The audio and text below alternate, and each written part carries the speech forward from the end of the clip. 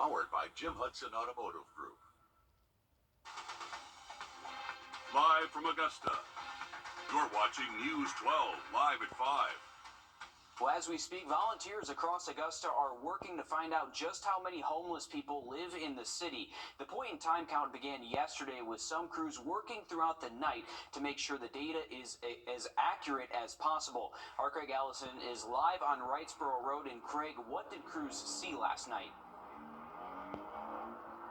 At least 8 groups spread throughout Richmond County. Myself and 3 Richmond County Marshals deputies took on multiple locations here on Wrightsboro Road, going from heavily wooded areas to abandoned buildings. They weren't just collecting numbers, they were also providing life-saving resources to those we encountered. Some of the information as simple as taking a name and a photo in exchange for a bag of supplies and a point in the right direction.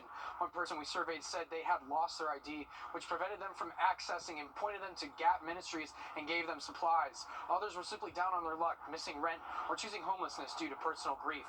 While it's a daunting task, the Marshal's office says it's a necessary part of helping the community. This is the way that we get our resources and our funding. And it's great for the community to come out and see where you live and to try to help the people that need the help. All new on News 12 at 6 o'clock. We'll also talk and hear from with a volunteer that was out doing the count last night. All right, thanks, Craig, and a thank you to all those volunteers helping with that survey. An important topic right here in Augusta. To weather now, you're taking a live look over at Beach Island. Not much of a sunset to see with all the clouds that we've had roll through the area today as we check in with First Alert Chief Meteorologist Riley Hale. And Riley, can we expect these clouds for the rest of the week? Yeah, it looks like it is going to stay cloudy, Will, and temperatures are going to be staying warmer as well. If you've been outside today, we haven't seen a ton of sun, but you definitely felt different out there, especially if you were up early this morning. Actually, what was impressive is that this morning we actually stayed in the mid-40s. That's the first time in 13 days we've actually seen a low temperature above freezing at Bushfield. So we were on quite the cold streak that did come to an end last night and early this morning. Now, this afternoon, some of us were able to reach the 60s, but for us here in Augusta, we've been hovering around 58 for a high temp so far this afternoon. So the wedge is keeping our northern counties just a little bit cooler today. That is going to erode, though, as we head into later tonight. So as we continue to see the chance for some showers overnight, early Wednesday, we'll start to see this just slightly cooler and drier air mass near the mountains start to erode. So this warm front finally gets north of us tomorrow, and that's going to allow our temperatures to really warm up over the next several days. But it is also going to keep our rain chances in play, too. So if you're heading out this evening, right now there's not a ton of rain on radar that we're looking at here around Augusta, but through Aiken County and portions of the eastern CSRA, just some light sprinkles around that will continue into tonight. We'll have much more on this forecast in just a bit. Let's get a quick update on your First Alert traffic. And now, First Alert traffic.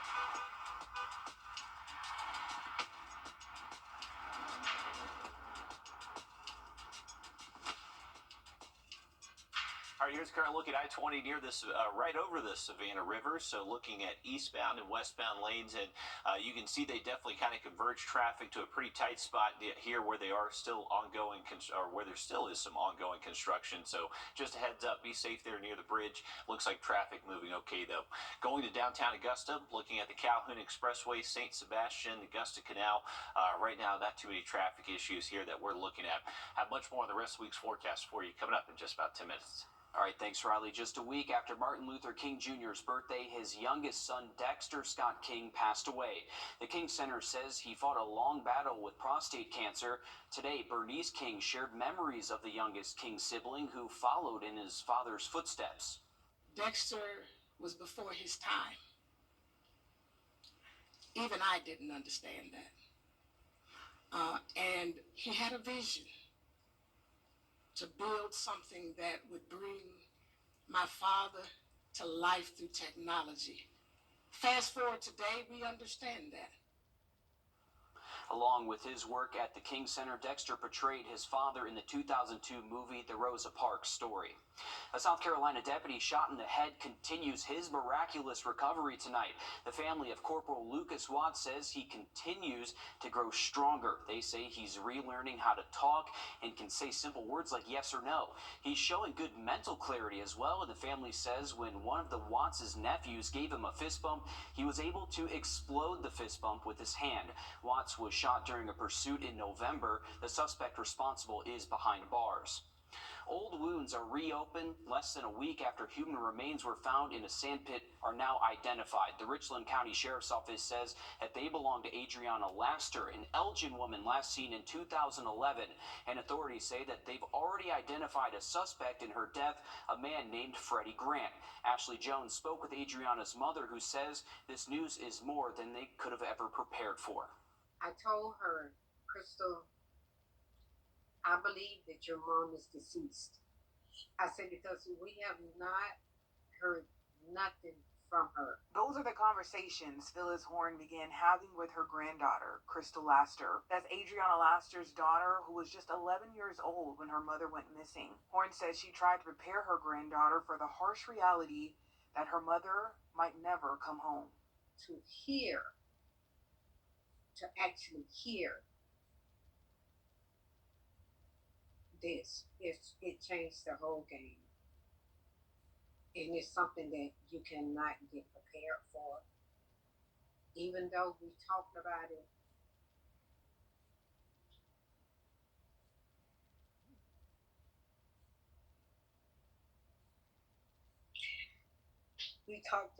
a lot.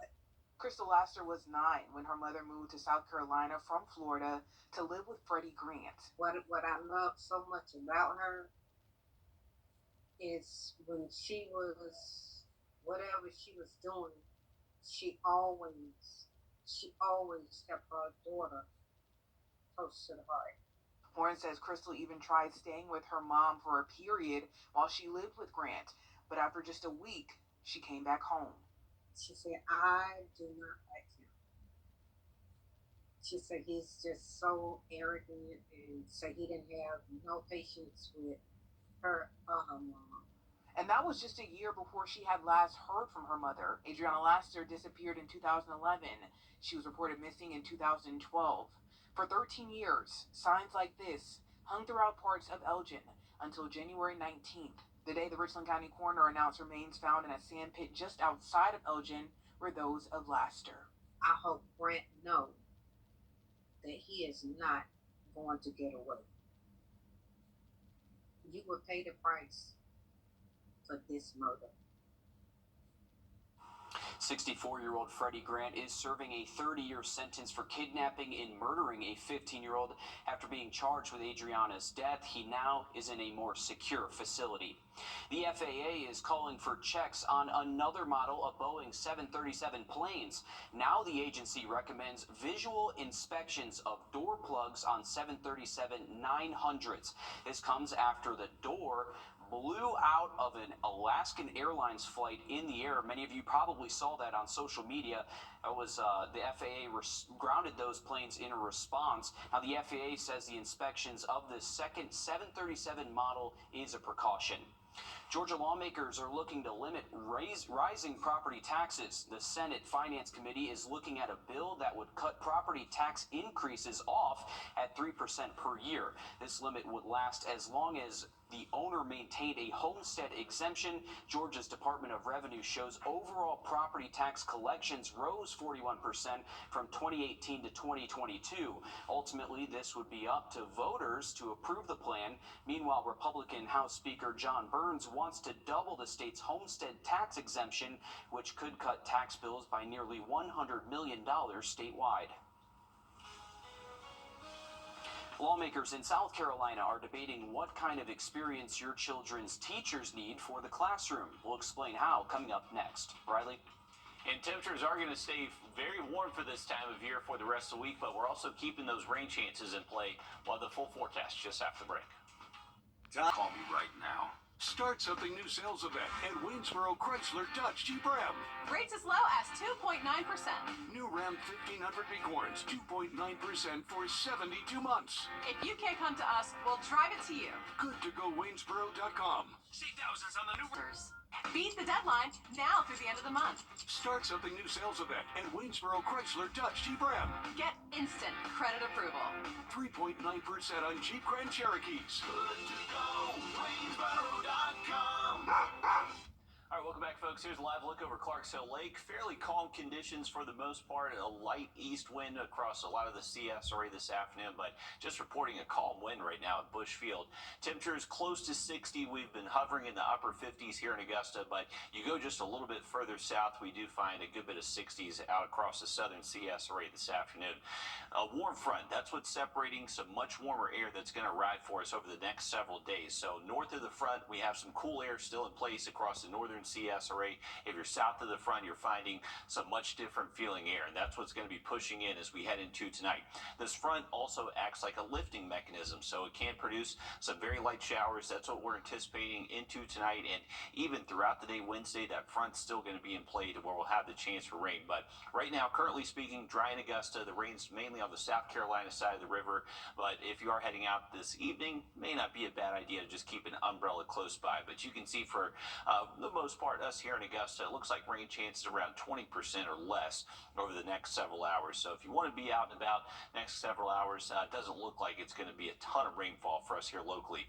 Heading into tomorrow, though, we are going to warm up our temps. Lows in the 50s, and then afternoon highs getting close to 70 tomorrow.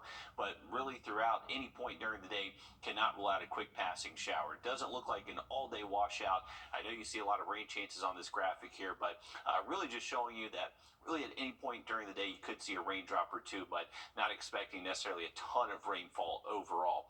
Here's a look at it. So through this evening and to tonight, you can see just those hit or miss showers around, very isolated in coverage. The rain coverage will increase though as we head towards early tomorrow, and you can see those wake-up temperatures will be much warmer than what our even high temperatures were through the weekend. So very mild start to the day. We'll have that opportunity for some morning commute rain, maybe even some patchy dense fog in a few spots late tonight. Later tomorrow afternoon, still a few showers around, very isolated, widely scattered. High temperatures upper 60s to low 70s, and only going to keep those temperatures increasing into Thursday. So by Thursday morning, we could actually be waking up close to 60 degrees and seeing those highs quickly jump up into the 70s. And throughout the day Thursday, maybe a stray shower or thunderstorm. It looks like our higher rain chances Thursday would be mainly after sunset, and definitely could find some heavy downpours and a few thunderstorms as we head into Thursday night, continuing the storm chances Friday into Saturday. Here's a look at our rain totals through Thursday night. So there could be the opportunity for maybe a quick quarter of an inch with some of these downpours passing by up towards the northwestern CSRA, Wilkes County, Tolliver County, Lincoln County. That's where there's going to be the opportunity for some heavier rain Wednesday night into Thursday morning, but doesn't look like that heavier rain threat is going to be pushing east. So we're going to have to wait most likely until by this weekend where we have a little bit better opportunity for some storms and some heavier rain that will show up a little bit further east across the region. So higher rain totals well west of the CSRA over the next 7 days for us here across the central Savannah River area. We're likely going to see rain totals between 1 to 2 inches between now and next Tuesday. So the rain will be spaced out over several days. We're going to keep temperatures warm all the way through the weekend. We do look mostly dry though by Sunday. All right, thanks, Riley. Right now, the market to recruit teachers is competitive, especially with so many states grappling with shortages. Today, South Carolina senators approved a bill that supporters say would help the state better compete with its neighbors for teachers. Our State House reporter Mary Green has the details. This bill is aimed at attracting new people to the classroom who already have work experience in other fields. It would allow them to use that experience to get paid more when they start teaching. It's really another tool in the toolbox for our General Assembly to address The teacher shortage in South Carolina. South Carolina teachers have a minimum salary schedule, which is partially based on experience in the classroom. This bill would allow work experience in a field related to the area they'd be teaching to count at a 2-to-1 ratio toward what they'd need to move up the pay scale, as long as they have at least 5 years experience. So someone who has 10 years experience working in a lab and is becoming a science teacher would be on the same step on the pay scale in their first year as a science teacher who's been in the classroom for 5 years. This would not count toward experience needed for pensions or the state health plan. North Carolina already has this in place statewide, so supporters say it would be an important recruiting tool in South Carolina. Especially for those districts that are neighboring North Carolina. If you got a career changer in the Charlotte, Fort Mill area that's deciding whether to teach in South Carolina or North Carolina, this will help level the playing field to make sure that they choose to come to South Carolina and not to our neighbors in the north. Senators unanimously gave this bill second reading on Tuesday, essentially passing it. After one final vote in the Senate on Wednesday, the bill will move over to the House of Representatives next for its members' consideration. Reporting from the State House, I'm Mary Green. Senators also amended the bill today to allow experience in the classroom as a teacher's aide, assistant, or full-time paraprofessional to count on the pay scale if they later become certified teachers. Investigators are using forensic genealogy to solve missing persons cases. Coming up, how one solved mystery opened another. First Alert Radar, powered by Jim Hudson Automotive Group. The winter sale is reserved. Call attorney John Foy and Associates today. You can see a lot of light. Your cars are out there actually hydroplaning. I think it's a dangerous situation. Mama? She's on her way, bud.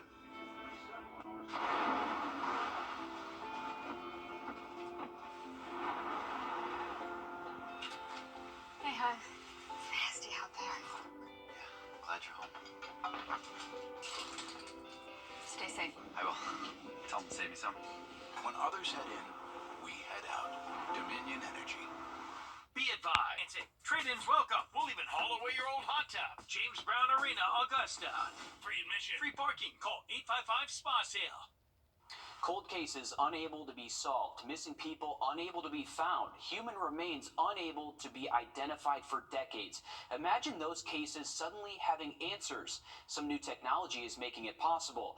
As reporter Kristen Crowley shows us, it's helping identify missing people and catch criminals across the country. Across the country, hundreds of thousands of people are missing. For 40 years, Jack Langeneckert, very handsome man, loves the good life, dressed impeccably, was one of those people. At the time, we thought that he probably ran away somewhere. We never did hear from him. Russ Marty is Jack's nephew. What do you remember from the day that Jack disappeared? I remember my mom and my grandma going absolutely bonkers. I mean, they were really upset. The only thing investigators ever found was Jack's car, abandoned at St. Louis Lambert Airport. He was reported missing, but as the years dragged on without a trace of the 50-year-old realtor, the family stopped talking about Jack. Then, in 2023, Russ got a call from detectives.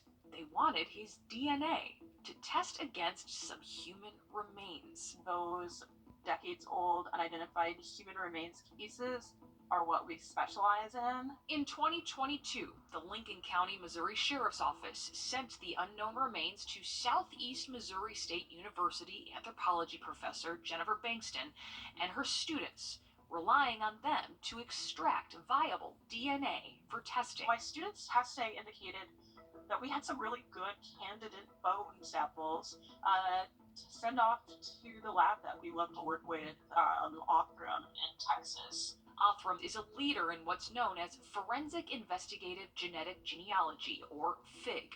Othram has used FIG to solve all of these cases, giving names to men and women, even children, across the country.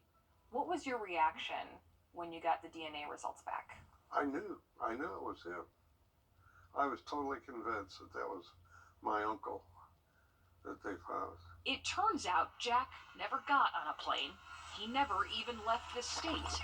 In 1984, 2 years after his disappearance, his body was found in an old farm building in rural Missouri, just 1 hour from his home. His body was so badly decomposed, detectives couldn't determine who he was. His identity likely would have remained a mystery were it not for cutting-edge technology. Your family felt closure in one respect of knowing now that Jack didn't just up and abandon his family. Right. They felt better about that. But there's more to this story. Right. The mystery of where Jack was finally solved, but there was another mystery, a much more sinister one. Jack was murdered, shot in the back of the head. The question now is, who killed him? And the answer could once again lie with Fig. They found me, so who knows? Maybe they'd be able to find him. And researchers want to stress if you use Ancestry, DNA, or 23andMe, they cannot access those databases for Fig. You have to upload your DNA profile voluntarily to sites like GEDmatch and Family Tree DNA, which investigators can access, leading them to solve these kinds of mysteries. Riley? Well, for the next couple of days, we are going to have the chance for rain. It doesn't look like a washout, but not a bad idea to just keep an umbrella close by. Have another quick look at the 7-day just after a short break. A serious accident creates a lot of right-now problems. You're worried about your injuries, the medical bills, and whether you'll get stuck paying for it all. You shouldn't have to chase after a lawyer to get the help you need. With me, you won't have to. I'm Austin Jackson, your guy in Augusta. If you've been injured, my team will get to work right away. And you don't have to pay us anything unless we get money for you. Injured? Call Austin Jackson, the Augusta guy. 706-724-7224. So you've got these One call, that's all. Call 1-800-CALL-KEN.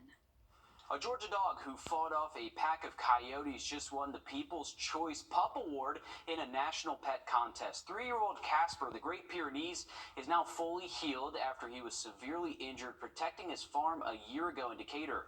More than 100,000 people voted online, with Casper getting the most votes. The trophy comes with a $1,000 prize, which Casper's owner is donating to the Atlanta-based Lifeline Animal Project. And that's what those dogs are for. They're for protecting the farms out there, the sheep, the chickens. That's what they do. So a good boy there protecting his farm, Riley. He is. Great Pyrenees is a beautiful dog there, and he did his job very well, and he's a good pup and definitely deserved that award. We got some cloudy skies out there that will stick around most days this week. Temperatures not feeling too bad. We're still close to 60 degrees here in Augusta, and temperatures not going to fall too much tonight. We should actually stay with low temps in the 50s as we continue past midnight and into early tomorrow. You can see some much heavier rain on the west side of the Mississippi River. For us here locally, we have some very widely scattered light showers around, so nothing too significant if you're heading out. It does look mostly dry for us here in Augusta the next couple of hours, but as we head into tonight and early tomorrow, once again, just cannot rule out some more of these showers around the region. So keep the umbrella close by. Enjoy the warm weather as well. Highs getting close to 70 Wednesday. If we don't hit 70 tomorrow, we'll definitely hit it Thursday, and going to stay nice and warm through the weekend. Going to have to monitor those storm chances, though, late into the week. All right, thanks, Riley. Stick with us. We have more news, weather, and sports coming up after a short break. This is not you. Real people, real problems.